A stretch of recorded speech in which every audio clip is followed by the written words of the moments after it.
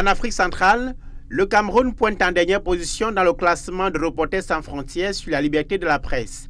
Bien plus, c'est avec la Guinée équatoriale, les deux derniers pays qui criminalisent les délits de presse. La société civile relance le plaidoyer sur la dépénalisation des délits de presse, une évolution qui assurerait la protection du journaliste dans un environnement de plus en plus hostile. Dans toute démocratie, il faut une totale liberté de la presse. Et si nous ambitionnons être une démocratie authentique en Afrique centrale, il faut absolument que les délits de diffamation, par exemple, ne soient plus considérés comme des crimes. Cela ne veut pas dire que le journaliste ne peut pas être poursuivi. Non, ça veut dire que s'il doit être poursuivi, c'est au plan civil. C'est-à-dire qu'il puisse être plutôt condamné s'il est effectivement en faute à de peines d'amende qui sont bien sûr proportionnelles à la faute commise.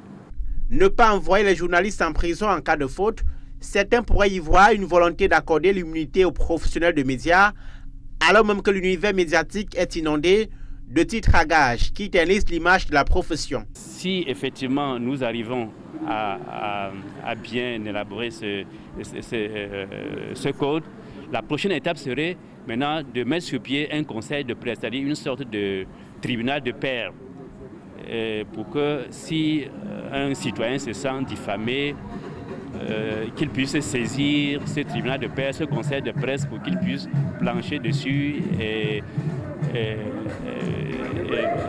infliger des sanctions non pécuniaires aux journalistes incriminés. L'idée de mettre en place un réseau de professionnels de médias pour la dépénalisation des délits de presse a jailli au cours de cette rencontre de Douala. La mission de l'instance serait d'élaborer un code de déontologie à respecter par l'ensemble des membres. La création d'un tribunal des pairs est aussi proposée pour autoréguler la production des contenus des médias au Cameroun.